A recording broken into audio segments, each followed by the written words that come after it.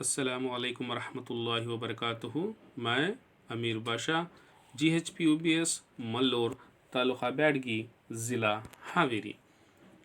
آئیے آج ہم 6ویں جماعت کے سائنس کا 5واں سبق اشیاء کی علیحدگی سیپریشن آف سبسٹینسز کا حصہ اول پڑھتے ہیں۔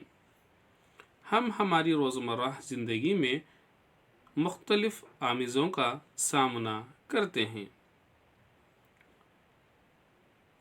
ان آمیزوں سے ہم اشیاء کو علیحدہ کرتے ہیں۔ آمیزہ کسے کہتے ہیں؟ دو یا اس سے زیادہ اشیاء طبعی طور پر ملے ہوئے ہوں تو اسے آمیزہ کہتے ہیں۔ جیسا کہ چاول میں اگر کنکر، مٹی کے ٹکڑے اور وغیرہ ملی ہوئی ہوں تو اسے ہم چاول اور کنکر کا آمیزہ کہہ سکتے ہیں۔ اگر ریت میں نمک ملایا جائے تو نمک اور ریت کا آمیزہ کہہ سکتے ہیں۔ آئیے اب ہم دیکھتے ہیں ان کی چند مثالیں۔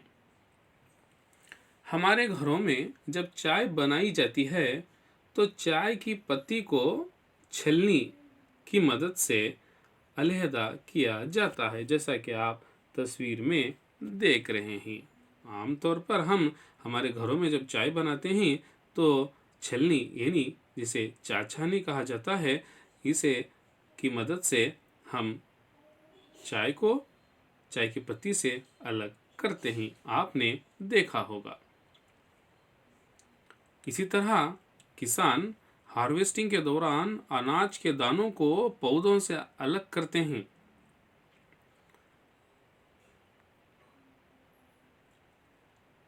فرض کیجئے اگر ایک ٹوکری میں آم اور امرود، جسے جام بھی کہا جاتا ہے، دیے جائیں تو ہم بآسانی دو ٹوکری میں الگ الگ کر سکتے ہیں۔ تو آپ کی کیا رائے ہے؟ کیا ہم کر سکتے ہیں؟ ہاں، ہم ان دونوں کو بآسانی الگ کر سکتے ہیں، جیسا کہ تصویر میں بتایا جا رہا ہے۔ ہم دو ٹوکریوں میں انہیں الگ الگ کر سکتے ہیں۔ ایسا کرنا آسان ہے، لیکن علیحدہ کیے جانے والی اشیاء اگر آم اور امرود کے مقابلے بہت چھوٹی ہوں تو کیا ہم بآسانی علیحدہ کر سکتے ہیں؟ ذرا سوچئے، اگر ان کا سائز چھوٹا ہو تو کیا ہم ان کو بھی آم اور امرود کی طرح علیحدہ کر سکتے ہیں؟ آئیے مثال کے ذریعے جانتے ہیں۔ اگر آپ کو ریت اور نمک کا آمیزہ دیا جائے تو اس آمیزہ سے ریت کے دانوں کو چن کر نمک علیحدہ کرنا کیا آسان ہے؟ اس کے بارے میں آپ کی کیا رائے ہے؟ کیا ہم آم اور امرود کی طرح انہیں بھی الگ کر سکتے ہیں؟ تو آپ کا جواب ہوگا نہیں۔ ہاتھوں کے ذریعے اس آمیزے سے ریت کے دانوں کو چن کر نمک علیحدہ کرنا ناممکن ہے، یعنی اس کے بارے میں سوچنا بھی ممکن نہیں ہے۔ تو آئیے اب ہم علیحدہ کرنے کے کچھ طریقے اور علیحدہ کرنے کا مقصد اور ہم علیحدہ کیے گئے اجزاء کو کیا کرتے ہیں دیکھتے ہیں۔ یہاں پر 3 کالم دیے گئے ہیں۔ پہلے کالم نمبر 1 میں علیحدہ کرنے کا طریقہ دیا گیا ہے، دوسرے کالم میں علیحدہ کرنے کا مقصد اور تیسرے کالم میں ہم علیحدہ کیے گئے اجزاء کا کیا کرتے ہیں اس کو جاننا ہے۔ لیکن کالم 2 اور 3 بے ترتیب ہیں، اب ہمیں ان کو صحیح طور پر جوڑنا ہے۔ آئیے دیکھتے ہیں علیحدہ کرنے کا طریقہ۔ چاول سے کنکر پتھر کی علیحدگی ہم کیوں کرتے ہیں؟ علیحدہ کرنے کا مقصد کیا ہے؟ بیکار جزو کا علیحدہ کرنا ہمارا مقصد ہے، تو ہم یہاں پر جو نمبر 1 بتایا جا رہا ہے اس کی نشاندہی کریں ہیں۔ اسی طریقے سے ہم علیحدہ کیے گئے اجزاء کا کیا کرتے ہیں؟ ہم غیر ضروری چیزوں کو یا ملاوٹوں کو پھینک دیتے ہیں، جیسے کنکر۔ مکھن حاصل کرنے کے لیے دودھ کو پلونا کیوں کرتے ہیں؟ دو مختلف لیکن مفید اجزاء کو علیحدہ کرنا ہمارا مقصد ہے۔ اس لیے علیحدہ کرنے کا مقصد کیا ہوا؟ دو مختلف لیکن مفید اجزاء کو علیحدہ کرنا۔ کون سے وہ دو مفید اجزاء؟ مکھن اور چھاچھ، دونوں مفید اجزاء ہیں، ان کو علیحدہ کرنا ضروری ہے۔ علیحدہ کیے گئے چیزوں کا ہم کیا کرتے ہیں؟ ہم دونوں اجزاء کا استعمال کرتے ہیں۔ اسی طریقے سے علیحدہ کرنے کا تیسرا طریقہ چائے کی پتی کو علیحدہ کرنا۔ ہم چائے کی پتی کو علیحدہ کیوں کرتے ہیں؟ ہمارا مقصد کیا ہے؟ غیر ضروری اجزاء کو علیحدہ کرنا ہمارا مقصد ہے۔ اسی طریقے سے ہم علیحدہ کیے گئے اجزاء کا کیا کرتے ہیں؟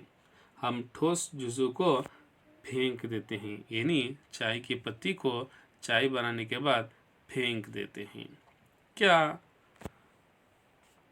ہم دیکھتے ہیں کہ کسی شے کو استعمال کرنے سے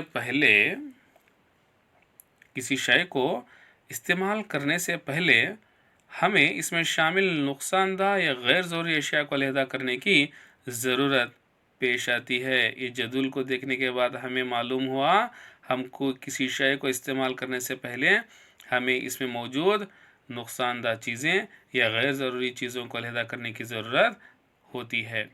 بعض اوقات ہمیں مفید اجزاء کو علیحدہ کرنا پڑتا ہے اگر انہیں الگ الگ استعمال کرنا ہماری ضرورت ہو اور ہمارا مقصد ہو۔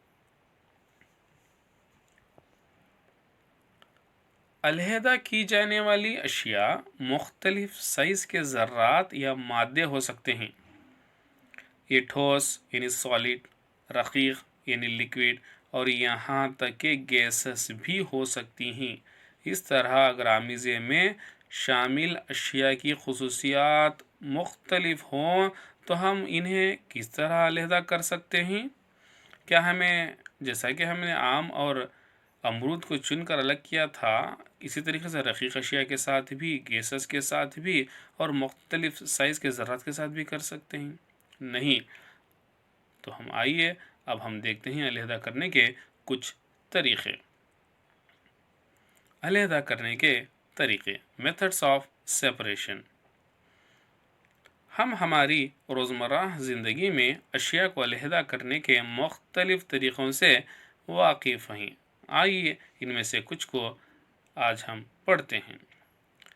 سب سے پہلا طریقہ ہاتھ سے چننا، ہینڈ پکنگ جسے کہا جاتا ہے، جیسے کہ آپ تصویر کے اندر دیکھ رہے ہیں۔ اس طریقے کو ہم ہماری روزمرہ زندگی میں دیکھا ہوگا۔ ہم جب کسی دکان سے اناج کے دانوں کا پیکٹ خرید کر لاتے ہیں، جیسے چاول، دال، گیہوں وغیرہ، تو کیا اس پیکٹ میں ایک ہی قسم کے دانے نظر آتے ہیں؟ ذرا سوچئے، کیا اس پیکٹ میں صرف ایک ہی قسم کے دانے نظر آتے ہیں؟ چاول کے پیکٹ میں صرف چاول ہی، گیہوں کے پیکٹ میں صرف گیہوں ہی؟ نہیں۔ دیکھیے کس طریقے سے اس میں ملاوٹیں ہوتی ہیں۔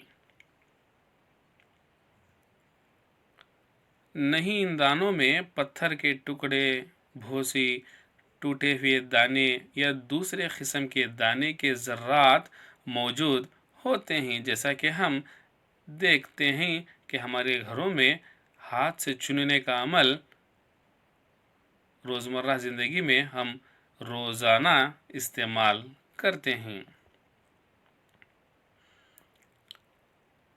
ہاں، اس میں تو ملاوٹیں تو ہوتی ہیں، لیکن اس قسم کے ملاوٹ کی مقدار بہت زیادہ نہیں ہوتی، اس لیے انہیں ہاتھ سے چن کر علیحدہ کیا جا سکتا ہے۔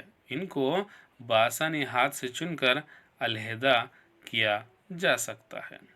اس لیے ہاتھ سے چننے کے یہ طریقے گیہوں، چاول یا دالوں سے پتھر، بھوسی یا مٹی جیسی کچھ بڑے سائز کے غیر ضروری اشیاء کو علیحدہ کرنے کے لیے استعمال کیا جاتا ہے۔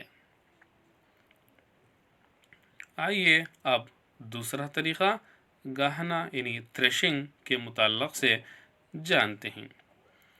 फसल की कटाई के बाद आपने खेतों में गेहूं या चावल के तनों के गट्ठर देखे होंगे, जैसा आप तस्वीर में देख रहे हैं। दानों को अलहदा करने से पहले तनों को धूप में सुखाया जाता है। हर एक तने पर बहुत सारे दाने लगे हुए होते हैं। अगर हम ज़रा सोचें तो खेत में पड़े हुए तनों के सैकड़ों गट्ठरों में अनाज के दानों की तादाद बहुत ज़्यादा होती है। किसान तनों के इन गट्ठरों से अनाज के दानों को किस तरह अलहदा करते हैं?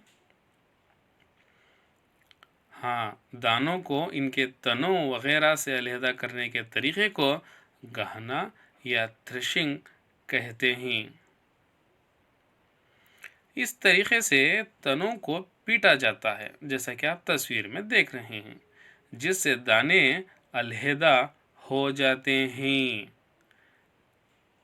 तनों के गट्ठरों को अगर पीटा जाए तो दाने अलग होते हैं। इस तरीक़े को गहना या थ्रेशिंग कहते हैं। दानों को उनके तनों वगैरह से अलहदा करने का तरीक़ा ही थ्रेशिंग कहलाता है। कभी कभी थ्रेशिंग का अमल बैलों की मदद से भी अंजाम दिया जाता है, जैसा कि आप तस्वीर के अंदर देख रहे हैं। अब आप देख रहे हैं थ्रेशिंग का अमल बैलों की मदद से अंजाम दिया जा रहा है। बड़े पैमाने पर अगर थ्रेशिंग करना हो तो हम मशीनों का इस्तेमाल करते हैं। मशीनों के इस्तेमाल से गहना या थ्रेशिंग का अमल अंजाम देते हैं। तो हमने इस सबक के हिस्सा अव्वल में जाना कि आमिज़ा किसे कहते हैं और अलहदा करने के तरीक़े हाथ से चुनना यानी हैंड पिकिंग और गहना यानी थ्रेशिंग के मुताल्लिक़ से मालूमात हासिल किए हैं। इंशाअल्लाह अगली क्लास में फटकना और छानना, तहनशी, निथारना और तख्तीर के मुताल्लिक़ से मालूमात हासिल करेंगे। जज़ाकल्लाह।